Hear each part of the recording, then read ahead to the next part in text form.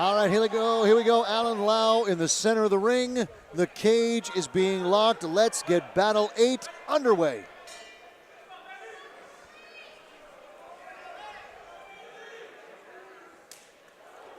Wow, very quick attacks by both fighters.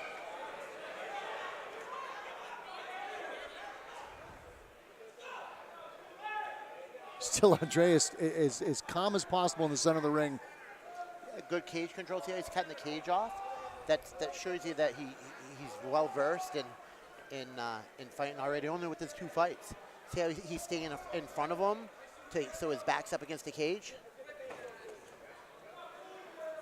Yeah, you can tell they both know what they're doing in there. Even with low records, low numbers of fights in the ring, they still they have the experience that you need to be in there. Yes. There's a lot of practice cage time between these two. They're very well versed.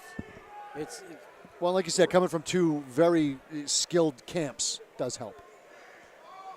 It's really refreshing to see this style of fight. You know, this late in the card, it's nice. This is one of the bigger fights. You know, this is why this is a co-main event. You know, there's a lot going on. If you look at Carl's using his head really good inside the clinch to keep Cooley stood up. You know, he's got the underhooks. I know Cooley's going to work for the other underhook. Going to try to lift him up so he can't take him to the ground. Holding the wrist. Although they're standing up, there's a lot of grappling going on there. You can see that the wrist control that Cooley's got to try to control him to stop him from the takedown. Now they separate. They find themselves in the center of the cage, and Cooley's taking center right now. But see how he stalks him down.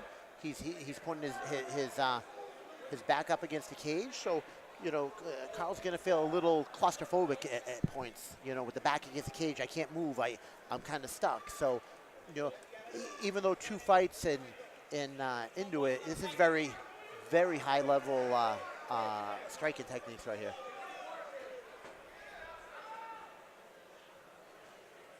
Rodriguez just has this sharp look in his eyes, like he sees everything that's about to happen.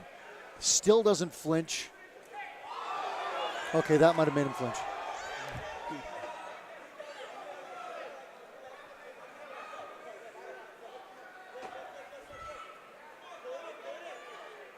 It's really impressive composure, actually. Yeah.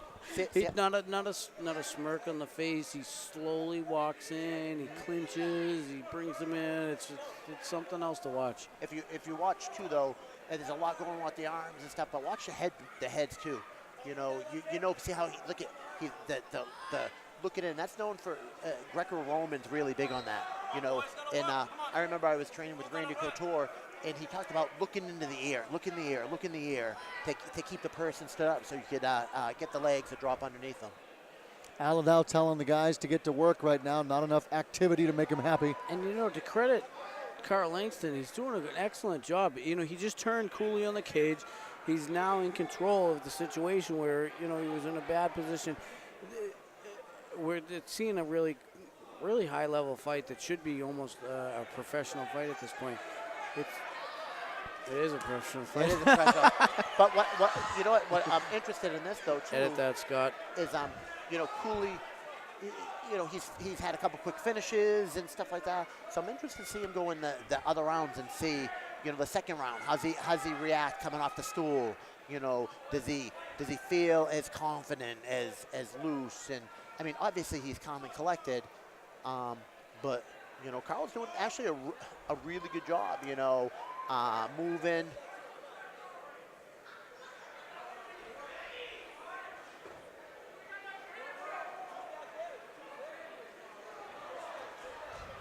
See how he keeps cutting the cage off. No, he's doing really well, maintaining his position, keeping control of the cage. Yeah.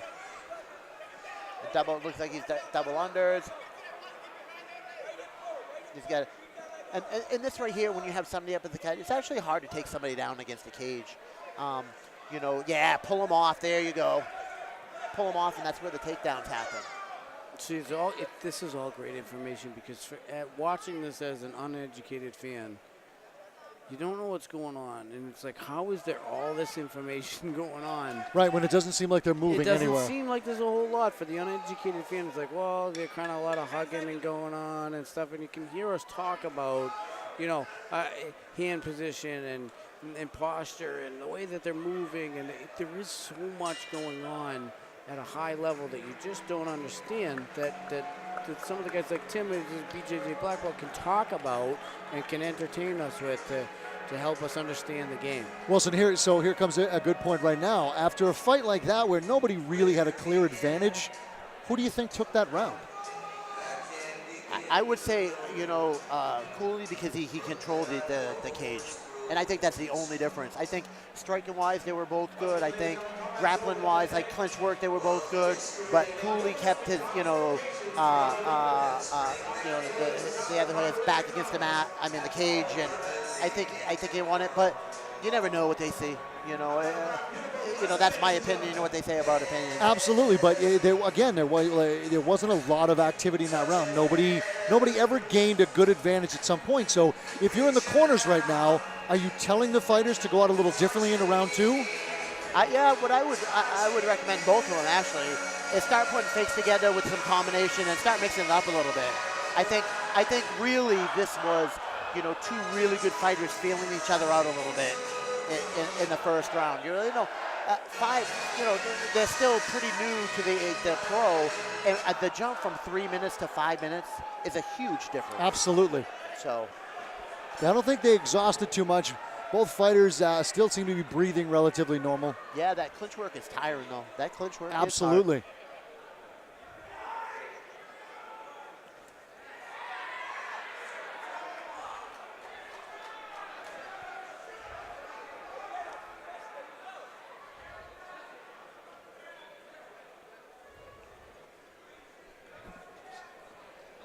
I'd like to see Carl keep his chin a little bit lower. His hands are low. His hands a little low. His chin is up.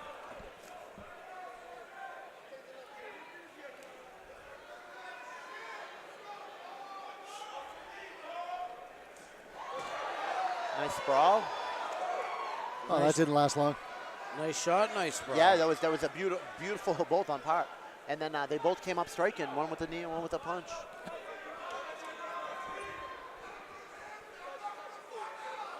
Neither one of them really leaving a good opening for the other, which is pure skill. So this is going to be hard for either one of them to gain an advantage. It'll be interesting to see how this thing keeps going, because right now it's the same exact round as the first round.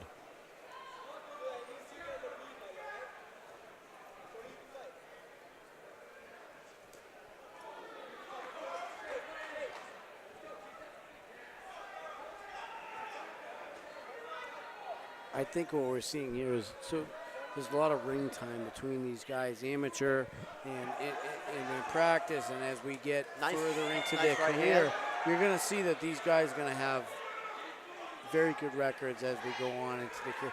This is just they're meeting so early in their career that it's not even necessary right now. But these two are going to be probably one of the higher level 145 pounders when you see. Yeah, you're probably looking at two of the better 145s out here. And we're just getting to see them early, so it's, there's not a lot of record to speak of, but you can see just in the technique here that how well versed that they are.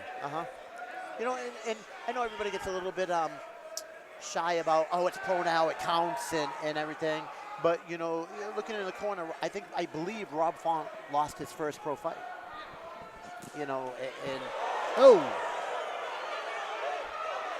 See the chin up there. Yeah, it finally went against him. Yep.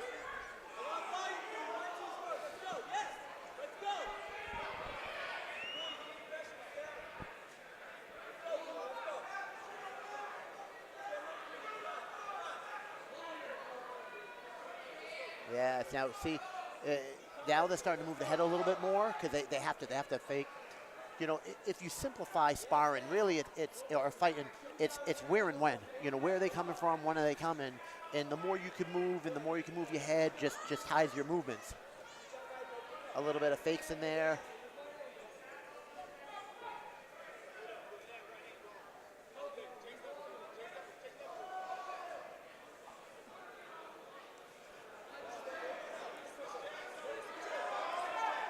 I think Carl's having a little hard time with Cooley's range a little bit.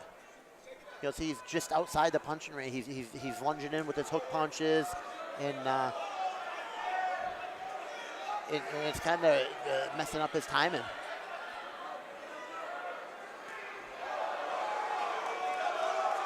That was nice. He waited until Rodriguez dropped his arms down and went in for it. Yeah.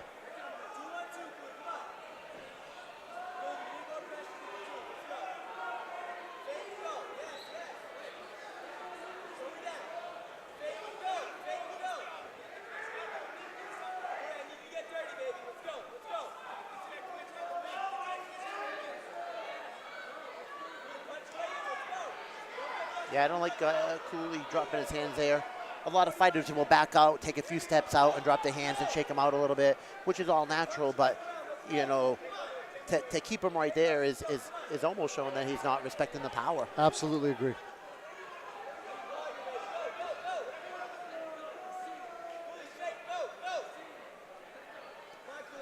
Yeah, I'd like to see a little more head movement from both of them. They're both, you know, they're both kind of standing. I don't want to say straight up, but.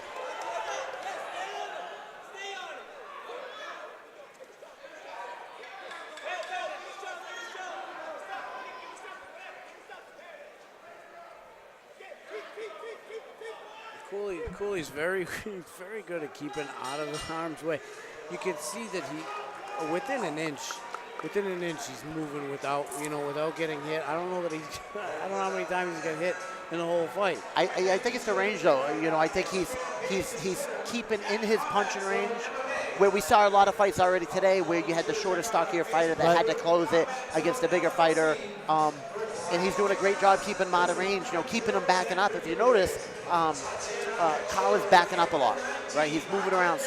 And Cooley is cutting the cage off, but keeping him right outside his punching range. So again, I have to ask like I did last time. I mean, a pretty uneventful round. Who's got the advantage right now? That one, I would give that one pretty straightforward to Cooley on that one. Yeah. Because you got in a couple more shots throughout the process. More shots and more action, a little bit more.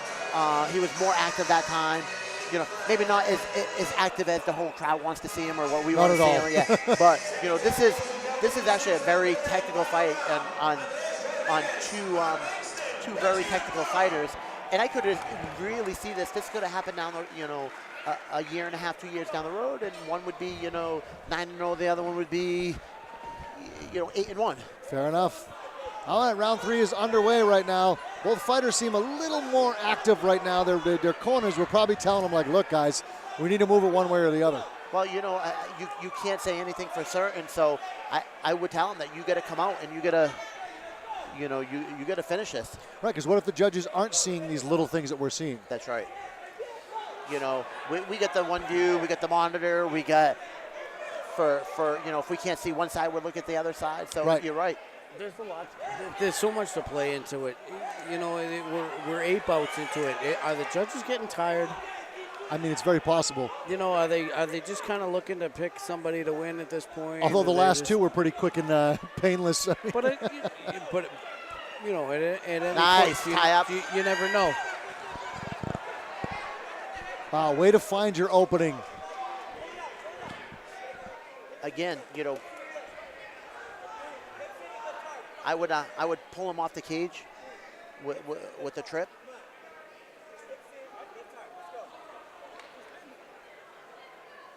You know what amazes me is there were a couple of punches thrown and then a missed kick, and then he tackles him and he runs him into the corner, and then it stops. If you watch, you can see the way the Cooley uses his head. Head-to-head position is so important right here against the cage, where he's trying to get underneath the chin and be able to control where Carl's head goes.